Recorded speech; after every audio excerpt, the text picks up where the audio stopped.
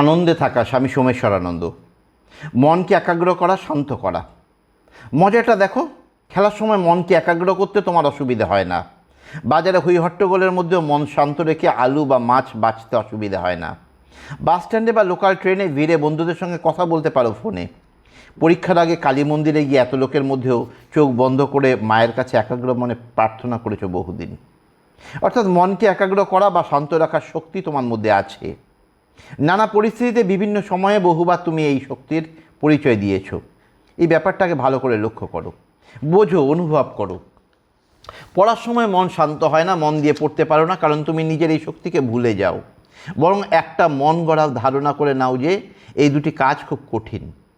আরেকটা ব্যাপার, খেলার সময়, বাজারে ফোন করার সময়, টিভি দেখতে দেখতে, পরীক্ষার আগে কালী মন্দিরে প্রার্থনা করার সময় তুমি নিজের অজান্তেই এই শক্তিকে বের করে এনেছিলে। যেটা শেখার দরকার সজান্তে, নিজের ইচ্ছায়, সচেতন হয়ে, ইচ্ছা করে, চেষ্টা করে এই শক্তিকে বের করে আনা ও এর সাহায্যে কাজ করা। এজন্য কয়েকটা অভ্যাস তোমাকে করতে হবে। কতগুলি সহজ পদ্ধতি নিচে দেওয়া হলো। আসন করে বসো, অসুবিধা হলে চেয়ারে, চোখ বন্ধ করো। এবার নিজের শ্বাস প্রশ্বাস অনুভব করতে থাকো, অর্থাৎ শ্বাসকার্য সম্বন্ধে সচেতন হও। তুমি নাক দিয়ে শ্বাস নিচ্ছ, বাতাস আসছে শরীরের মধ্যে, পরে শ্বাস ফেলছো, শরীর থেকে বেরিয়ে যাচ্ছে হাওয়া। এভাবে নিজের শ্বাস নেওয়া ও ছাড়া অনুভব করে যাও। মন কিছুক্ষণের জন্য অন্য চিন্তা জাগলে জাগুক, তুমি নিজের কাজ নিজে করে যাও। এটা করো 5 মিনিট। সকাল সন্ধ্যা 5 মিনিট ধরে অভ্যাস করো, দেখবে যে মন আগের চেয়ে শান্ত ও একাগ্র হয়ে আসছে। পড়তে বসে, পড়া শুরু করার আগে চোখ বন্ধ করো, নাক দিয়ে লম্বা শ্বাস, ডিপ ব্রেদিং নাও 15-20 সেকেন্ড ধরে। এবার শ্বাস ছাড়তে থাকো আস্তে আস্তে 20-25 সেকেন্ড ধরে। 1 মিনিট বিশ্রাম নিয়ে আবার আগের মতো করো, লম্বা শ্বাস নেওয়া ও ছাড়া। 45 সেকেন্ড বিশ্রাম নিয়ে আবার অভ্যাস করো, শ্বাস নেওয়া ও ছাড়া। এভাবে 5 বার অভ্যাস করো। 2-3 মিনিট পরে শুরু করো তোমার পড়াশোনা। পড়া শেষ করে ওঠার আগে করো 2 মিনিট। মনকে শান্ত রাখার অভ্যাস ছাত্র জীবন থেকেই শুরু করতে হয়। সমাজে নানা রকম মত ও ঘটনার ঢেউ চলছে, আর মনে নানা চিন্তার ঢেউ। বাইরে নানা রকম আকর্ষণ, সংঘর্ষ, ব্যর্থতা, এগুলি মনের ভারসাম্য নষ্ট করে। এজন্য মানসিক ভারসাম্য বজায় রাখাটা অনেক সময় সম্ভব হয় না। অথচ এটা না থাকলে, মনে বিভিন্ন চিন্তা ও ভাবের সংঘর্ষ চলতে থাকলে ছাত্র বা ছাত্রীর পক্ষে কাজ করা কঠিন। এজন্যই নিয়মিত ধ্যান করা অভ্যাস করে তুলতে হয়। ধ্যান শুধু মনকেই শান্ত রাখে না, এর সঙ্গে একাগ্রও করে। ধ্যানের নানা রকম পদ্ধতি আছে। কোনো শিক্ষক, যোগী বা অভিজ্ঞ লোকের কাছে এটা শেখা দরকার এবং নিয়মিতভাবে 2 বেলা অভ্যাস করা দরকার। প্রথম দিকে 8-10 মিনিট ধরে শুরু করতে হয়, পরে ধীরে ধীরে এই সময় বাড়িয়ে আধ ঘন্টায় নিয়ে যেতে হয়। বর্তমান লেখকের ধ্যান শেখার ক্লাস বইয়ে নানান রকম পদ্ধতির কথা রয়েছে। সেখান থেকে নিজের সুবিধা মতো একটা বেছে নিয়েও নিয়মিত অভ্যাস করা সম্ভব। বাইরের আকর্ষণ ও প্রলোভন এবং নিজের মনের আবেগ এর সঠিক প্রয়োগ করা তখনই সম্ভব যখন মন শান্ত থাকে। মন ভৃত্য হিসাবে 1st ক্লাস, কিন্তু মালিক হিসাবে 3rd ক্লাস। এই জন্য মনকে নিজের নিয়ন্ত্রণে রাখার অভ্যাস ছোটোবেলা থেকেই শুরু করতে হয়। মন যতই শান্ত থাকে ততই আনন্দ পাবে তুমি। আনন্দময় জীবনের জন্য তাই এটা অত্যন্ত দরকার। শান্ত থেকেই শান্তি শব্দটা এসেছে। তোমার মন কতটা শান্ত ও একাগ্র তার উপর নির্ভর করছে তোমার ভবিষ্যৎ। আরেকটা গুরুত্বপূর্ণ কথা এখানে বলা দরকার। নিজের শরীরকে তুমি রোজ পরিষ্কার করো স্নান করে, একে পুষ্টিকর খাদ্য দাও আহারের মাধ্যমে, বিশ্রাম দাও ঘুমের দ্বারা, একে শক্তিশালী করে তোলার জন্য ব্যায়াম করো। কিন্তু মনের জন্য কি করো? মনেরও তো পুষ্টিকর খাবার চাই, বিশ্রাম চাই, মনকে পরিষ্কার করতে হয়, একে শক্তিশালী করে তুলতে হয়। এগুলি রোজ করো কি? মনের যত্ন নাও। ধ্যান তোমাকে সাহায্য করে এ ব্যাপারে। ছোটোবেলা থেকে এটা শিখে নিয়ে নিয়মিত অভ্যাস করতে হয়। Generation gap. কোনো কোনো বিষয়ে মা বাবার সঙ্গে মতভেদ হওয়াটা ছাত্র জীবনের অঙ্গ। হাত খরচ থেকে শুরু করে পোশাক, বন্ধু, টিভি, পার্টি ইত্যাদি বিভিন্ন বিষয়ে অভিভাবক ও সন্তানের মতবিরোধ হওয়াটা খারাপ নয়। বাবা যা ভাবেন ছেলেও তাই ভাবে, এটা গতিশীলতার লক্ষণ নয়। জেনারেশন গ্যাপ সুস্থ সমাজের লক্ষণ। কিন্তু সমস্যা হলো এই মতভেদের ফলে ঘরের শান্তি নষ্ট হয়। ছেলে বা মেয়ে যা বলবে মা বাবাকে সেটা মেনে নিতে হবে এমন নয়। অনেক সময় মা বাবা এক দৃষ্টিকোণ থেকে আর ছেলে মেয়ে অন্য দৃষ্টিকোণ থেকে কোনো বিষয়কে দেখছে। দৃষ্টিকোণের ভেদে মতের মধ্যেও ভেদ দেখা দেয়। তাহলে ছাত্র বা ছাত্রী হিসেবে তুমি কি করবে? ভবিষ্যতের কথা ভেবে বর্তমানকে রূপ দাও। ভবিষ্যতে যে কেরিয়ারেই যাও, ম্যানেজার, শিক্ষক, ব্যবসায়ী, উকিল, রাজনেতা ইত্যাদি, তোমাকে চলতে হবে অনেক মানুষকে নিয়ে। এমনকি বড় হয়ে নিজেকে ফ্যামিলি তৈরি করলেও পারিবারিক সদস্যদের নিয়ে চলতে হবে। অর্থাৎ তোমার মধ্যে লিডারশিপ গুণ থাকতে হবে যদি জীবনে বা কেরিয়ারে উন্নতি করতে চাও। লিডারের বিশেষ গুণগুলি হলো সবাইকে নিয়ে চলতে হবে, অন্যদের নিজের কথা বুঝিয়ে বলতে পারা, অর্ডার নয় মানুষ বা সাবঅর্ডিনেটদের সাহায্য করা, সংকটের সময় টিমের সবাইকে নিয়ে ঐক্যবদ্ধ থাকতে পারা। দলের সবাই যে লিডারের কথা মেনে নেবে তা নয়, এজন্য বিভিন্ন চরিত্রের মানুষকে বুঝিয়ে সুঝিয়ে নিয়ে সঙ্গে চলা, অন্যদের সমস্যা দূর করা ইত্যাদি ইত্যাদি। বাড়িতে যখন মা বাবার সঙ্গে কোনো বিষয়ে মতভেদ হচ্ছে, তখন তুমি সুযোগ পাচ্ছ নিজের মধ্যে লিডারশিপ গুণগুলির অভ্যাস করতে। অতি পরিচিত মা বাবাকে কিংবা ভাই বোনকে যদি নিজের কথা বুঝিয়ে চলতে না পারো, তবে ভবিষ্যতে কর্মস্থলে অপরিচিত বা অল্প পরিচিত মানুষদের কীভাবে বোঝাবে, কীভাবে তাদের সঙ্গে নিয়ে চলবে। বাড়িতে তুমি সুযোগ পাচ্ছ এই গুণগুলি অভ্যাস করতে।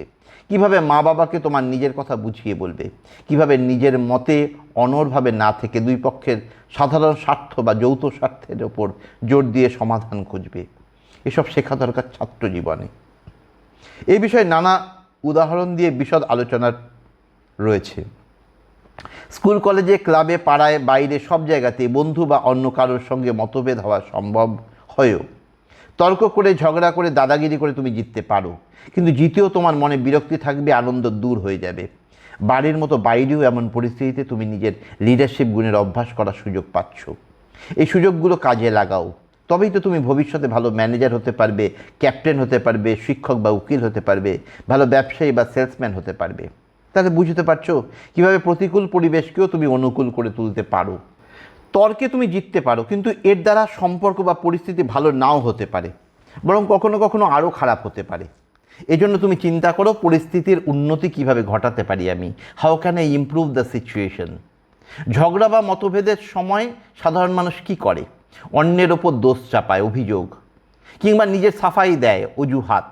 তুমি চিন্তা করো নিজেকে নিয়ে, তুমি কোন পদক্ষেপ নেবে পরিস্থিতিকে উন্নত করতে?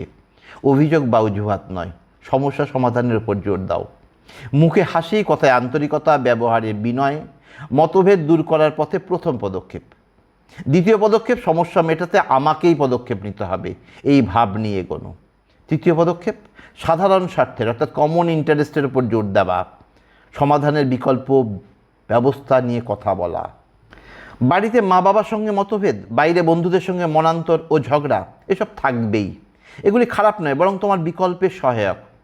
অতএব এমন পরিস্থিতিতে মন খারাপ না করে তুমি চেষ্টা করো কমিউনিকেশন ও লিডারশিপের নিজের দক্ষতা বাড়াতে। এই পরিস্থিতিগুলোকে মনে করো সাপে বর। এই দক্ষতা তোমাকে খুব সাহায্য করবে জীবনে এগোতে, ভালো কেরিয়ার গড়তে, জনপ্রিয় হতে, আকর্ষণীয় ব্যক্তিত্বের অধিকারী হতে। এবং সবচেয়ে বড় কথা, সারাদিন প্রচুর কাজ করেও, প্রতিকূল পরিস্থিতির মোকাবিলা করেও টেনশনে ভুগবে না, বরং আনন্দময় জীবন কাটাতে পারবে। ব্যায়ামের বই পড়ে গেলে শরীর সবল হয় না, ব্যায়াম করা দরকার।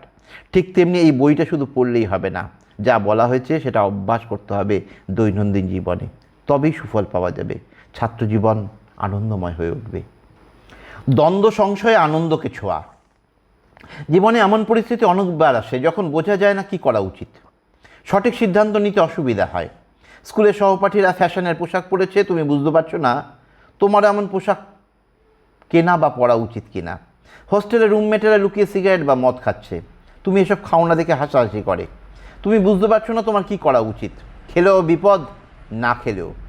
বন্ধুদের চাপ, পিয়ার গ্রুপ প্রেশার এড়িয়ে চলা কঠিন। আড্ডার বন্ধুরা 20-22 হাজার টাকার ফোন কিনেছে, কিন্তু তোমার ফোন 3,000 টাকার। একবার ইচ্ছে হচ্ছে দামি ফোন কেনার, পরে সীমিত পকেট মানির কথা ভেবে নিজের ইচ্ছাকে দমন করতে হচ্ছে। পরীক্ষায় টোকাটুকি চলছে, হলের বেশিরভাগ ছাত্রই করছে, তোমার ইচ্ছে হচ্ছে অন্যদের খাতা দেখে লেখার, আবার ভয়ও পাচ্ছ। এমন ঘটনা বা পরিস্থিতি ঘন ঘন আসে ছাত্র জীবনে। তুমি বিভ্রান্ত বোধ করো, মানসিক দ্বন্দ্বে ভোগো, ইতস্তত করো, বুঝতে পারো না তোমার কি করা উচিত, কোন সিদ্ধান্ত নিতে হবে, কি করবে তখন। চিন্তা করো কাজের পরিণতি নিয়ে। 2 রকম কাজ হতে পারে, প্রিয় ও শ্রেয়। প্রিয় কাকে বলে? যে কাজ করলে এখনই আনন্দ পাওয়া যাবে, কিন্তু এর পরিণতি অর্থাৎ ভবিষ্যতে দুঃখ, যেমন মদ, সিগারেট, নেশাদ্রব্য খাওয়া, ঘুষ নেওয়া, দাদাগিরি করা ইত্যাদি। আর যে কাজ করতে এখন কষ্ট, কঠিন কাজ, কিন্তু পরিণতি অর্থাৎ ভবিষ্যতে আনন্দ, যেমন পড়াশোনা, সংযম, পরিশ্রম করা ইত্যাদি। অতএব যখনই মানসিক দ্বন্দ্বে পড়বে এই কাজ করব কি করব না, চিন্তা হবে। ভাবো কাজটির পরিণতি নিয়ে, বিচার করে দেখো কাজটি প্রিয় না শ্রেয়। অভ্যাস শুরু করো, দেখতে পাবে যে ক্রমেই সঠিক সিদ্ধান্ত নিতে পারছো। অনেক সময় মানুষ প্রিয় কাজ করে, পরে অজুহাত দেয়, যেমন সৎ হলে জীবনে বেঁচে থাকা মুশকিল, আমি যদি অন্যায়ের সঙ্গে আপোষ না করি তবে আমার চাকরি যাবে, নেতারা কোটি কোটি টাকা দুর্নীতি করছে আর আমি 5,000 টাকা নিলেই দোষ, আজকালকার যুগে সেক্সের ব্যাপারে পুরনো মূল্যবোধ চলে না, ইত্যাদি ইত্যাদি। কথায় বলে শয়তানও শাস্ত্র থেকে উদ্ধৃতি দিতে পারে।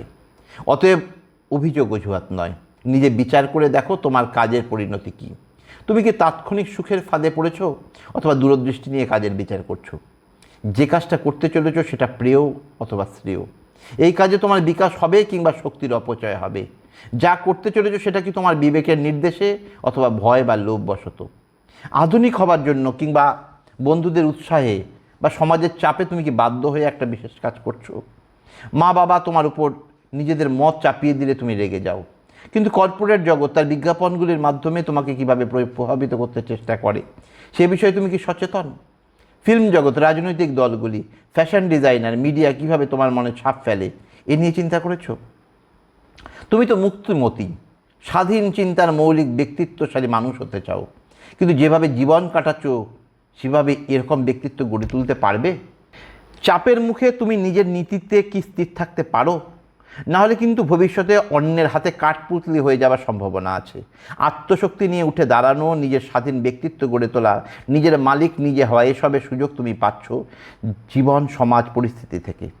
দৈনন্দিনের বিভিন্ন কাজে তুমি এই সুযোগ পাচ্ছ, এই সুযোগকে কাজে লাগাও, নিজস্ব ব্যক্তিত্ব গড়ে তোলো, প্রিয় ও শ্রেয় কাজ নিয়ে চিন্তা করো, স্বাধীনভাবে চিন্তা নাও, সম্রাটের মতো বাঁচো, কৃতদাসের মতো নয়। কাজের ব্যাপারে যখনই সংশয় আসবে, মানসিক দ্বন্দ্ব দেখা দেবে, কি করা যায় বুঝতে পারছো না, চিন্তা করো ওই কাজের পরিণতি কী হতে পারে। প্রিয় আর শ্রেয়র পার্থক্য স্পষ্ট বুঝতে পারবে। আর যতই স্বাধীনভাবে সিদ্ধান্ত নিতে পারবে, নিজস্ব ব্যক্তিত্বে দাঁড়াতে পারবে, ততই আনন্দময় হয়ে উঠবে তোমার জীবন। শুরুটা হলো নিজের সঙ্গে লড়াই, নিজের সঙ্গে, অর্থাৎ তোমার পুরনো অস্তিত্বের বিরুদ্ধে। নতুন অস্তিত্বের জন্য সব লড়াইয়ে যে তুমি জিতবে তা নয়, কখনো জিতবে কখনো হারবে, কিন্তু যুদ্ধ চালিয়ে যেতে হয়। ধীরে ধীরে জয়ের সংখ্যা বাড়বে, পরাজয়ের সংখ্যা কমবে, আর প্রতিটি জয়ই তোমার আত্মবিশ্বাস বাড়াবে, নিজের সুপ্ত শক্তি সম্বন্ধে সচেতন করবে, মানসিক শক্তি বেড়ে যাবে। বর্তমানকে যতই শক্তিশালী করবে, তোমার ভবিষ্যৎ ততই উজ্জ্বল হবে, জীবন ততই আনন্দময় হয়ে উঠবে।